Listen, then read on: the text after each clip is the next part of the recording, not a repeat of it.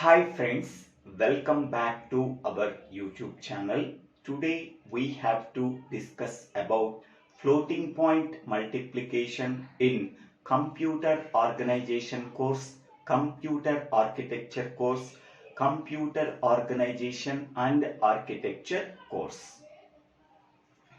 First of all, how to represent the floating point number. Floating point number can be represented in IEEE standard format as mantissa into base power exponent, where mantissa is a fraction value, base is nothing but it contains base 2 or base 10. If base value is 2, we can say that it is a binary floating point number. If base value is 10, it is a decimal floating point number. Next one, exponent. Exponent contains either positive value or a negative value, but not contain any fractional value. So this is the standard format we are using for representing the floating point numbers in IEEE standard format. Next, the examples for floating point numbers are, first one is 0.12 into 10 power 4. In that example, 0.12 is the mantissa, 10 is the base, 4 is the exponent value. Taking the second example, 0.23 into 10 power 3, where 0.23 is the mantissa, 10 is the base value, and 3 is the exponent value. Now we are taking these two floating point numbers. We have to perform the multiplication operation between that two floating point numbers. The first floating point number can be called as multiplicand.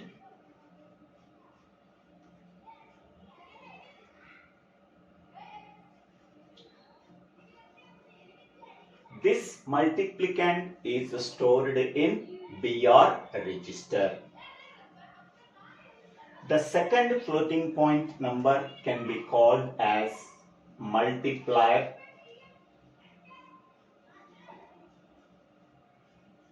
This multiplier is stored in QR register.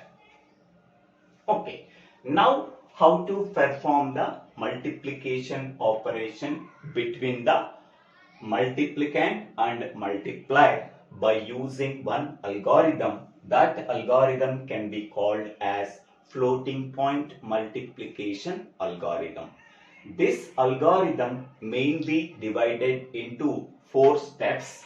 The first step is check for zeros.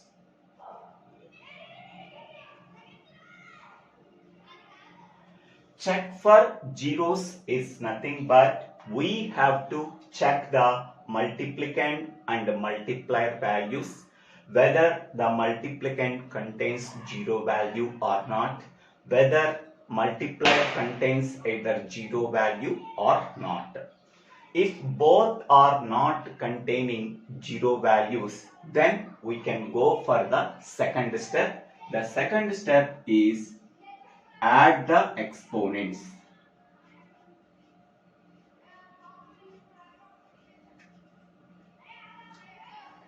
Add the exponents is nothing but the exponent value of the first floating point number is 4. The exponent value of the second floating point number is 3. So now we are adding that two exponent, 4 plus 3, that is 7. Next, third one is multiplying the mantissas.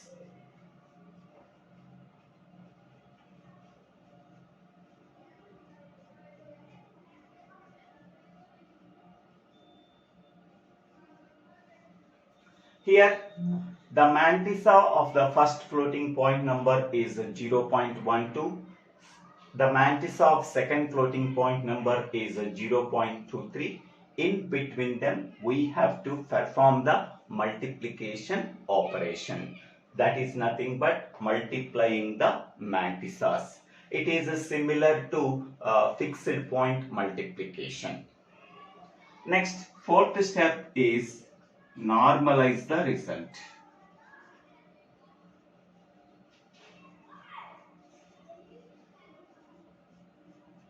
After multiplying the mantissas in step 3, then we have to check whether that result is normalized or not. If that result is normalized, then we have to stop the procedure and the result is stored in accumulator register.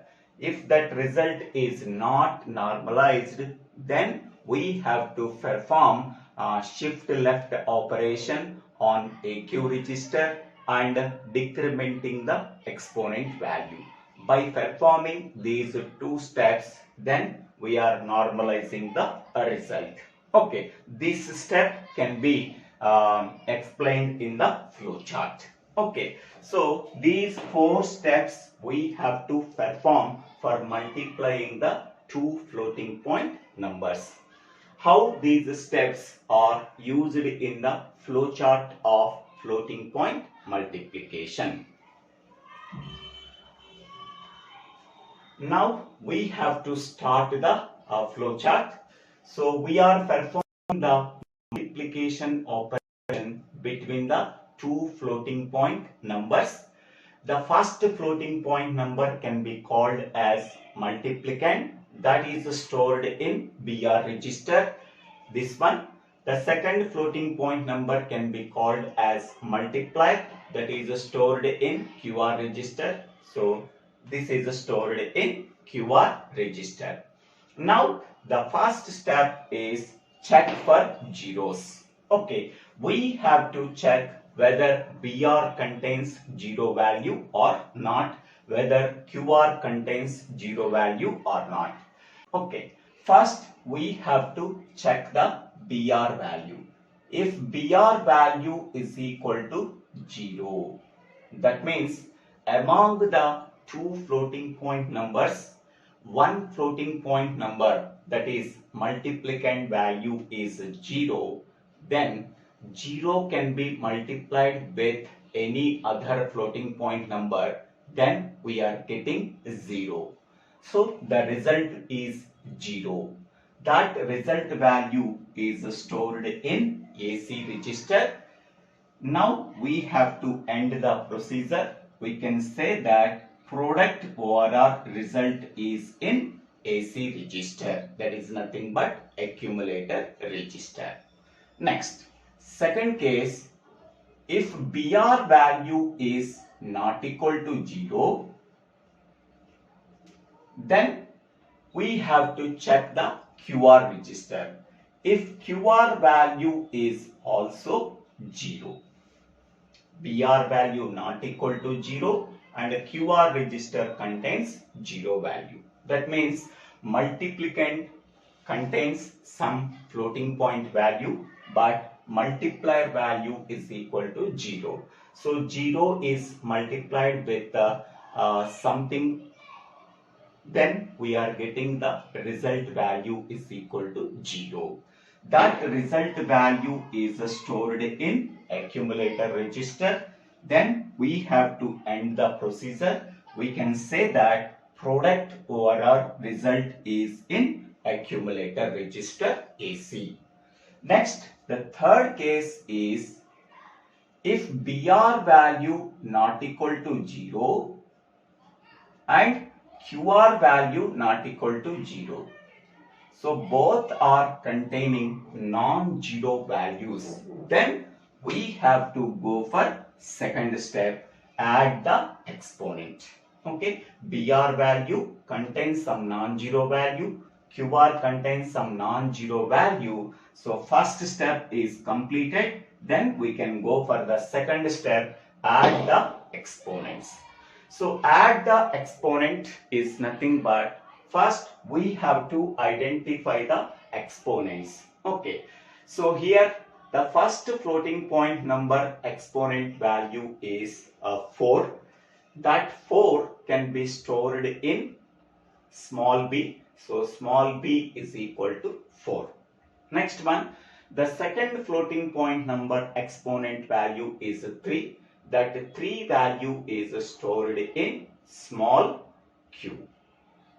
Okay, so exponent of the first floating point number is 4, that is stored in small b. Exponent of the second floating point number is 3, that is stored in q. Now, in this step, whatever the value that is present in q, that can be assigned to a. So now a is equal to q. Q is nothing but 3. So now a value is 3 and b value is 4. Okay. After that, we are performing the addition operation between the exponents. A is equal to a plus b. That is nothing but, so 3 plus 4, so that is equal to 7. Whatever the result we are getting, that result is assigned to variable a. Okay. Now, that means a value can be updated with 7 after performing the addition operation. Next one is a equal to a minus bias. Okay, here bias is nothing but some fixed value. So that bias value can be varying from single precision floating point representation, double precision floating point representation. So in single precision floating point representation, so bias value is equal to 127. Okay. In double precision floating point representation,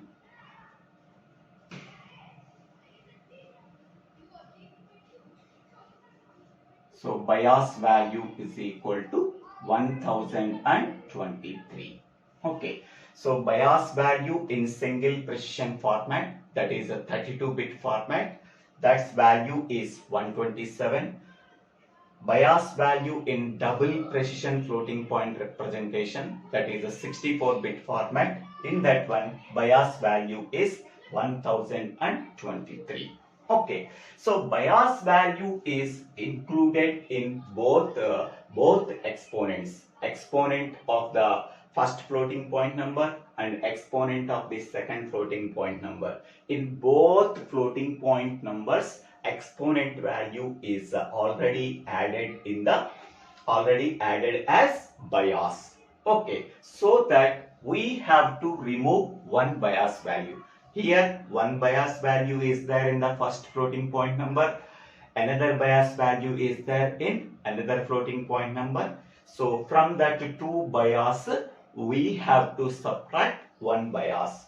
So a equal to a minus bias. From that a value, we have to subtract the bias value. Whatever the value we are getting, that value can be assigned to variable a. So up to this point, second step is completed. Add the exponents. Now we can go for the third step. The third step is multiplying the mantissas.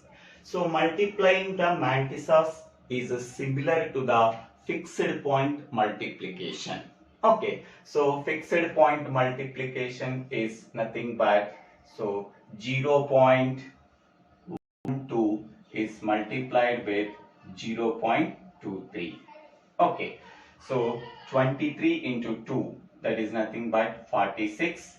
23 into 1, that is 23 plus 4, 27.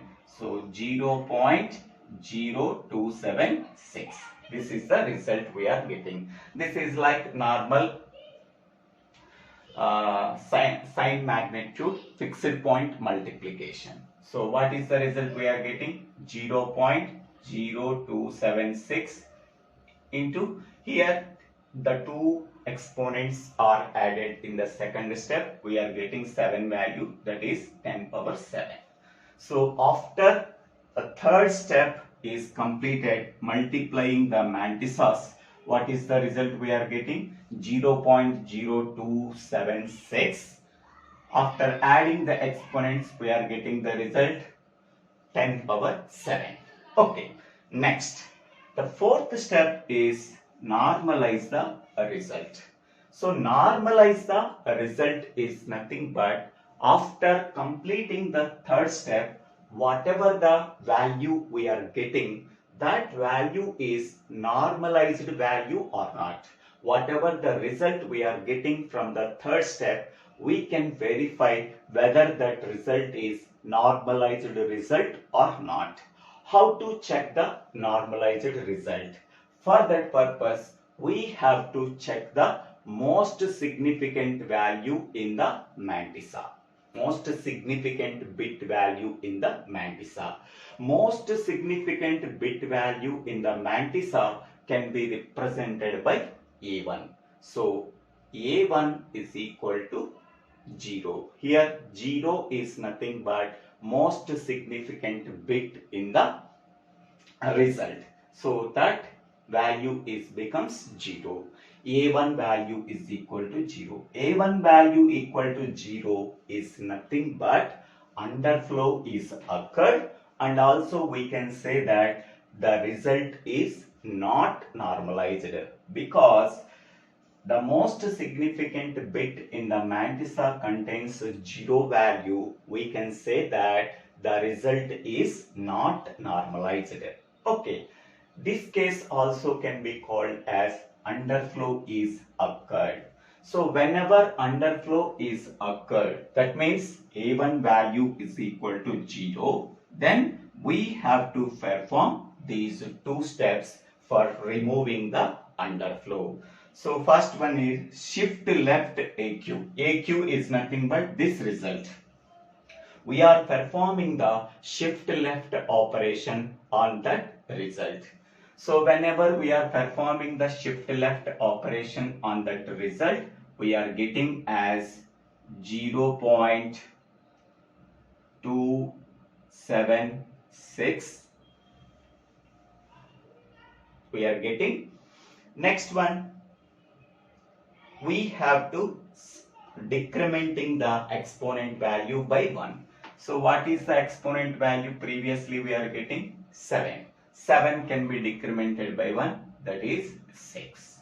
So after performing these two steps, we are getting the result is this one, 0.276 into 0.2760.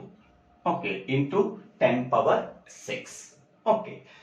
After performing these two steps, again we have to check the most significant bit value in this result. The most significant bit value is non-zero value. Whenever the most significant contains non-zero value, okay, then we can say that the result is normalized result, and also underflow can be eliminated. So at that time we have to end the procedure. We can say that this result is stored in accumulator register. Okay. So this can be performed when A1 is equal to 0.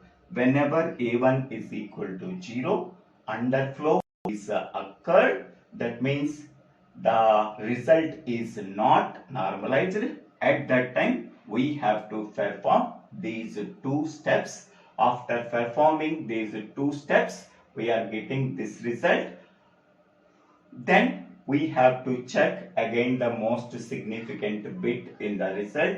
That value is not equal to 0. That means we can say that this result is normalized. We have to stop procedure. We have to end procedure, and we can say that product is in accumulator. This result is stored in the accumulator.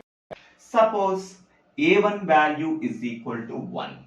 Okay, that means most significant bit value is 1. We can say that the result is normalized. At that time, simply we have to end the procedure. The product or a result is in accumulator. Okay, so now these 4 steps we have to follow to perform the multiplication operation between the two floating point numbers. Okay, so for zeros is nothing but this step. Add the exponents is nothing but this step. Multiplying the mantissas is nothing but this step. And normalizing the result is nothing but this one. Okay, so in this way we have to perform the floating point multiplication operation by using these 4 steps. I hope all of you understanding this video. If you have any doubts, please put your doubts in the comment section. I will try to clarify your doubts. In the comment section, I am giving the fixed point multiplication video link and also the entire playlist link, computer architecture overall organization playlist link. Go through that videos and watch that videos and understanding the subject and get more marks in this subject. So if you really understanding this video, please subscribe my YouTube channel. So Divvela Srinivasa. After subscribing my YouTube channel, click on the bell icon to get the future updates in my YouTube channel. Please forward this channel to your friends and classmates. Thank you one and all for watching this video.